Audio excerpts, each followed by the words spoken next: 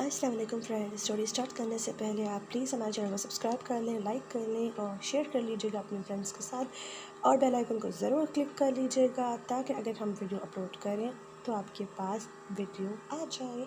अब हम चलते हैं स्टोरी की जानिब। जुनून इश्क पार्ट नंबर 35। उधर इरफा आराम से आराम फरमा रही होती है। रात के किसी पहर उसकी आंख खुलती है तो वो देखती है कि पास में अहमद साहब आराम से मासूम चेहरे के साथ सोए हुए होते हैं। इरफा उसे देख के पहले तो बहुत डर जाती है, फिर मुस्कुरा के ये सोच रही होती है कि ये बहुत अच्छी बात है, अभी मैं यहाँ से जा रही हूँ। जैसे ही उसे रात को भूख लगती है, क्योंकि उस बेचारी ने रात को खाना तो खाया ही नहीं होता है, वो जैसे ही रूम का दरवाज़ा ऑन करने लगती है तो अहमद साहब की नींद खुल जाती है। इरफा, तुम कहाँ जा रही थी? अरे वो भूख लगी थी ना, इसलिए बाहर जा रही थी कुछ खाने के लिए। अच्छा जनाब, लेकिन अंदर तो ये रूम में फ्रूट्स पड़े हुए, तुम क्यों ये बाहर जा रही थी? अच्छा ठीक है, मैं फ्रूट्स खा तो लूँ, पर क्या, इस बार मैं तुम्हें फ्रूट्स काट के नहीं देने वाला हूँ, ठीक है? खुद ही काट के खा लो और हो सके तो मुझे भी दे देना कुछ काट के। इरफा को उस वक्त अहमद बड़ा ही खड़ूस और अजीब लग रहा होता है, लेकिन वो क्या ही करती, उसे शदीद भूख लगी थी, इसीलिए वो एप्पल काटती है। चंद एप्पल के कतरे वो खुद खाती है स्लाइस और बाकी अहमद को दे देती है और वो सारे के सारे खा जाता है।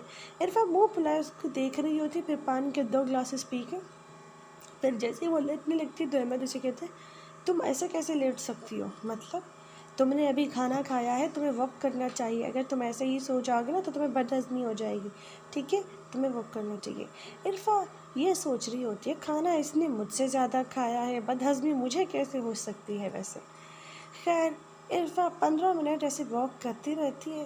फिर इरफा जैसे ही देखती है कि अहमद अपना फ़ोन चला रहा है तो इरफा कहती है कि मेरा फ़ोन कहाँ है? अच्छा, फ़ोन चाहिए तुम्हें और मेरा गिफ्ट? वाह, ना तुमने घूंघट किया, ना मैंने घूंघट हटाया, ना मैंने तुम्हें कोई गिफ्ट दिया, ना तुमने मेरी कोई बात सुनी। उससे पहले तो तुम नींद सो गई थी, अब गिफ्ट का तकाजा। अच्छी बात यह है कि वॉक कर लिया हो तो तुम नींद सो जाओ, ठीक है? अल्लाह, पहले तो तुम इतने अजीब साउंड कर रही थी, अब और मज़ीद अजीब साउंड कर रही हो। बाय द वे, तुम्हें तो मुझसे नफ़रत थी ना, तो जो जिसे नफ़रत करता है तो गिफ्ट कैसे मांग सकता है? अहमद को इस वक्त शदीद चिढ़ होती है इरफा से, क्योंकि वो इरफा को लैपटॉप में वो वीडियोस दिखाना चाह रहा होता है जिसमें इरफा की इतनी सारी पिक्स होती है, फिर उसने सॉन्ग सेट करके रखे हुए होते हैं, उसके बाद उसे कुछ पिक्स दिखाना चाह रहा होता है, लेकिन इरफा मैडम तो सो चुकी होती है। उसको बहुत उस पर बुरा लगता है और वो चाहता है कि उस वक्त उसे वो उठा दे, लेकिन फिर वो सोचता है इतनी मासूम तरीके से सो रही है, चलो मैं इसे कुछ नहीं कहता, सारी डांट इसे मैं कल लगाऊंगा। उधर इरफा मुंह फुलाए वापस सोफे पे बैठ जाती है। क्या हुआ इरफा, अब क्या फिर से तुम्हारा मीटर घूम गया है?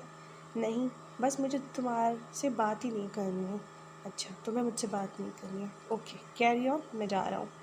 अहमद ये बोल के लैपटॉप रख के वॉशरूम चला जाता है। उसी वक्त इरफा क्या करती है कि उसका लैपटॉप लेती है, बेड के नीचे रख देती है और फिर आराम से बिस्तर पे आराम फरमाने लग जाती है। उधर अहमद जब वॉशरूम से वापस आता है, देखता है कि उसका लैपटॉप तो कहीं उसे नहीं दिख रहा। फिर वो देख रहा होता है कि इरफा सोई हुई है। वो कहता है चलो कोई बात नहीं, इसने ही कहीं छुपाया होगा। फिर वो सोचता है नहीं यार, मैंने ही कहीं दूसरी जगह रखा होगा। उसे लैपटॉप नहीं मिल रहा होता। फिर उसी वक्त जब वो देखता है कि इरफा सो रही है, फिर वो कहता है कि मैं कल ही ढूंढ लूँगा, अभी तो मैं आराम से नींद सो जाता हूँ। वो वापस नींद सो जाता है।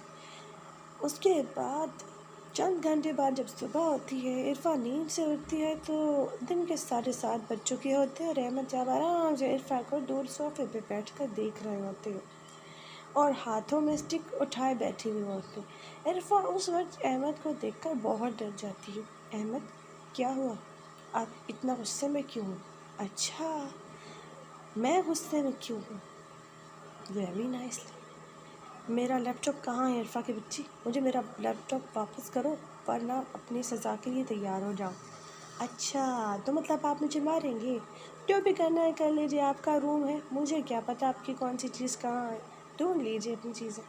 इरफा, मैं बहस करना नहीं चाहता, उस लैपटॉप में मेरी कुछ ज़रूरी चीज़ें थी जिसे मैं किसी भी कीमत पे नहीं गंवा सकता।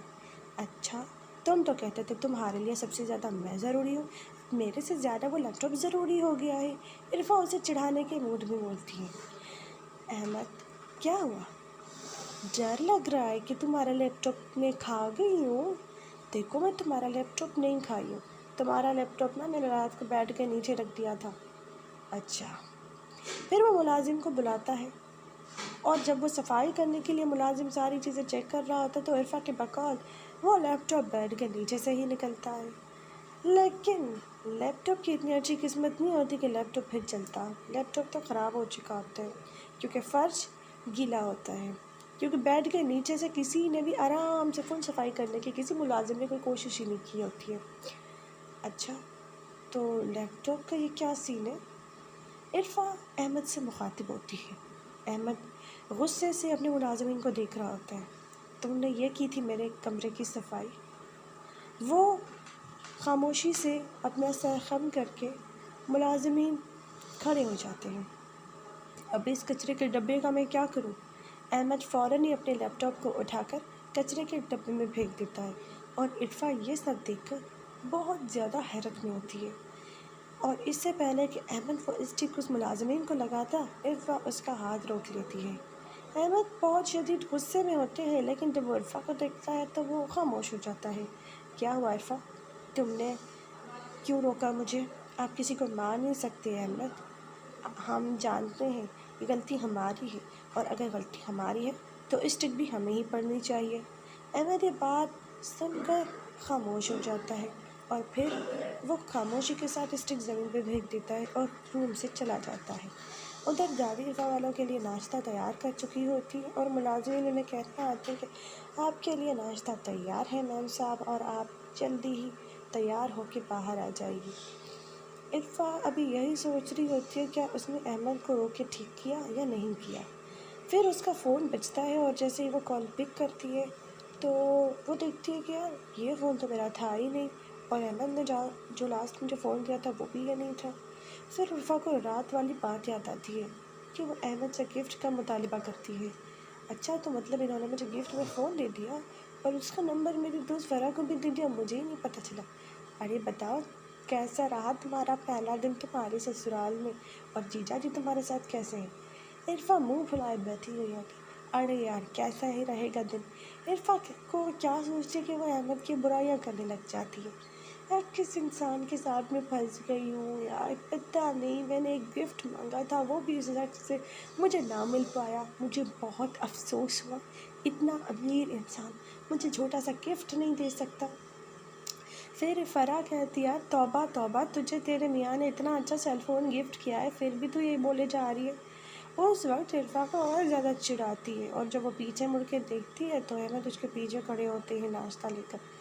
आप कब आए जब तुम मेरी इतनी अजीम तारीफ़ें कर रही थी? अहमद गुस्से से बोलता है कॉल बंद करो और फ़िलहाल फ़्रेश होने चले जाओ, मैं नाश्ता नहीं करूँगी। अच्छा, तुमसे किसने कहा है कि नाश्ता तुम्हारा है? मैं कह रहा हूँ जाके फ़्रेश हो के आओ, ठीक है? मैंने तुमसे कुछ पूछा नहीं है, मैं तुम्हें बता रहा हूँ। अच्छा, मैं तुम्हें लगता है मैं तुम्हारी बात सुनूँगी? अच्छा, तुम्हें ऐसे समझ में नहीं आएगी मेरी बात। वो इरफा से फ़ोन छीन कर फ़राह को कहता है कि अब ये हमारा टाइम है तो आप इस टाइम हमें कॉल नहीं किया करें। आपका टाइम बता दिया जाएगा, उस वक्त आप 15 मिनट के लिए कॉल कर लीजिएगा। इरफा, अब तुम वॉशरूम जा रही हो या नहीं? अच्छा, हाँ हाँ जा रही हूँ मैं, जानवर इंसान। अहमद को ये बात सुन के बहुत बुरा लगता है और उसे साउंड हो रहा होता है कि ये वर्ड जब पहली बार उसे सुनने को मिला था तो वो काफ़ी छोटा होता है और कोई भी उसके साथ खेलना पसंद नहीं करता है और अहमद को अपने बचपन के सारे दुख याद आ रहे होते हैं और अहमद फिर से अपने बालों पर हाथ फेरने लग जाता है। इरफा कुछ भी बोलना था, ये वर्ड मुझे नहीं बोलना था। पर फिर वो एक नज़र इरफा को जाते हुए देखता है और फिर खामोश हो जाता है। उसके बाद इरफा जब फ्रेश होकर वापस आती है, अपने बाल सुखा रही होती है ड्रेसिंग टेबल के सामने, तो अहमद इरफा को कहता है कि इरफा तुम्हें पता है जब इंसान अच्छा हो ना तो सब उसके साथ बुरा करते हैं। अच्छा, आप और अच्छे, आप कुछ भी हो सकते हैं अहमद, पर अच्छे कहाँ हो सकते हैं? अहमद अपने पॉकेट में से एक डब्बा निकालता है, बॉक्स, और वो बॉक्स इरफा को देता है। अच्छा, रात को मैंने तुमसे जब गिफ्ट मांगा अहमद, आपने मुझे गिफ्ट नहीं दिया। इरफा, पता है मैं बहुत गुस्सा था उस वक्त। पता है क्यों? تم ہمیشہ مجھے ڈانٹتی رہتی ہو، باتیں باتیں سناتی رہتی ہو، کبھی میری سنی ہے تم نے؟ اچھا اب آپ جناب سے سیدھا آپ تم پر آ گئے ہو۔ چلو ہٹو، ابھی مجھے میرے بال بنانے ہیں۔ عرفا پہلے یہ باکس تو پکڑ لو۔ ارے میں دیکھ لوں گی بعد میں۔ اس کے بعد عرفا اپنے بال بنا ہی رہی ہوتی کہ عرفا کا ہاتھ لگ جاتا ہے اور پھر احمد کا گفٹ زمین پہ گر جاتا ہے۔ اس کے بعد احمد کو شدید غصہ آنے لگتا ہے اور وہ عرفا کے بال زور سے پکڑ کے اسے بیڈ کی طرف پھینک دیتا ہے اور کہتا ہے کہ تم نے میرا گفٹ پھینک دیا عرفا۔ اس وقت عرفا کو اپنے اس الفاظ کا بدلہ یاد آتا ہے۔ جانور ہو تم نے کھانا، میں جانور ہوں، اب میں تمہیں جانور بن کے بتاتا ہوں کہ جانور کیسے بنا جاتا ہے۔ احمد اپنے ہاتھوں پہ غصے سے بال پہ ہاتھ پھیرا کے اس کے قریب آتا ہی جا رہا تھا۔ احمد کوئی مذاق نہیں کیا، اسٹے اوے فرام می۔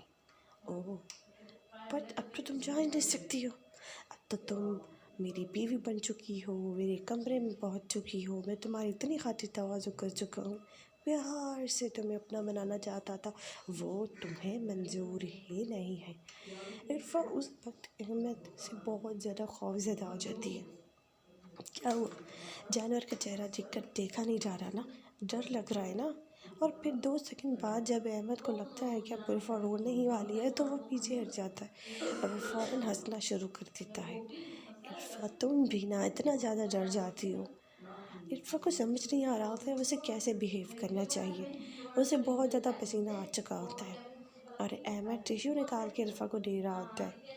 ارے یار اب نا چہرہ پوچھ لو کتنا پسینہ آ گیا ہے۔ عرفا کو بہت زیادہ سر میں درد ہو رہا ہوتا ہے کیونکہ اس کے بال کھینچ کے اسے بیڈ پہ پھینک دیا تھا اور عرفا کو کافی چوٹ لگ گئی تھی ہاتھوں پہ بھی، اس کا ہاتھ پورا سوج گیا تھا کیونکہ اس کا ہاتھ جو ہوتا ہے وہ احمد کو جب روک رہی ہوتی ہے اور احمد جب اس کا ہاتھ رو کے بیڈ کی طرف سے ایسے ہی پھینک دیتا ہے تو بیڈ کے لگے ہوئے اس لکڑی والے حصے سے عرفا کو چوٹ لگ جاتی ہے۔ عرفا یہ سمجھ ہی نہیں پاتی ہے کہ وہ ایک انسان کے ساتھ ہے یا ایک گرگٹ کے ساتھ جو ہر پل ایک نیا رنگ عرفا کی طرف ظاہر کر دیتا ہے۔ 2 منٹ بعد عرفا کے قریب آ کے احمد اس کی تکلیف دیکھ کر عرفا کو کہہ رہا تھا، پتہ ہے جو تکلیف میں نے تمہیں دی ہے نا، اسے یاد رکھنا ڈارلنگ، کیونکہ اس سے کئی گنا زیادہ تکلیف میرے دل میں پہلے ہی موجود ہے۔ تم نے میرا گفٹ پھینک کے اچھا نہیں کیا، ابھی تک اپنے غصے پہ قابو رکھ کے تمہارے ساتھ پولائٹلی اور آرام سے بات کر رہا ہوں۔ میں تمہیں آج رات تک کا وقت دیتا ہوں عرفا، میں جیسا چاہتا ہوں ویسی بن کے رہنا پڑے گا تمہیں۔ عرفا کو پھر وہ آرام سے اس کا ہاتھ سہلانے لگتا ہے۔ عرفا یہ سمجھ نہیں پا رہی ہوتی کہ وہ کیا ہے اور وہ کہاں جا رہی ہے۔ عرفا 2 سیکنڈ کے بعد جب یہ سب معاملے سے باہر نکلتی ہے حیرت سے، تو عرفا احمد کو دیکھ کے کہتی ہے کہ احمد پتہ ہے ہو کر آ رہی تھی تب میں نے یہ سوچ لیا تھا کہ کچھ بھی ہو جائے میں اس رشتوں کو آخری دم تک نبھاؤں گی، لیکن اب تم نے ثابت کر لیا ہے کہ تمہارے جیسے جانور کے ساتھ رہنا میرے بس کی بات ہی نہیں ہے۔ عرفا پھر احمد کو جانور کہہ کے مخاطب کرتی ہے اور 2 منٹ بعد آ کے احمد کا گرا ہوا گفٹ اسے واپس کر دیتی ہے اور احمد کے پاؤں میں جو چپل ہوتی ہے وہ چپل نکال کے احمد کو کہتی ہے کہ احمد نہ میں تم سے جھگڑا کرنا چاہتی ہوں، نہ میں تمہارے قابل ہوں، نہ اسٹیٹس میں، نہ سوچ میں، نہ خوبصورتی میں، پھر بھی میں نے تم سے کبھی بھی کچھ نہیں کہا۔ تم نے مجھے اغوا کیا، میرے ساتھ اتنا برا سلوک کیا، میں نے تم سے اف تک نہیں کی، کچھ بھی نہیں کہا میں نے، لیکن اگر میں عزت دے سکتی ہوں تمہیں تو میں تمہیں بتا بھی سکتی ہوں کہ اگر میں غصے میں آئی تو میں کیا کر سکتی ہوں۔ اور ہاں مجھے اکیلا سمجھنے کی بھول مت کرنا کہ اگر تم میرے ساتھ برا کرو گے تو میں تمہارے پاس ہی لوٹوں گی۔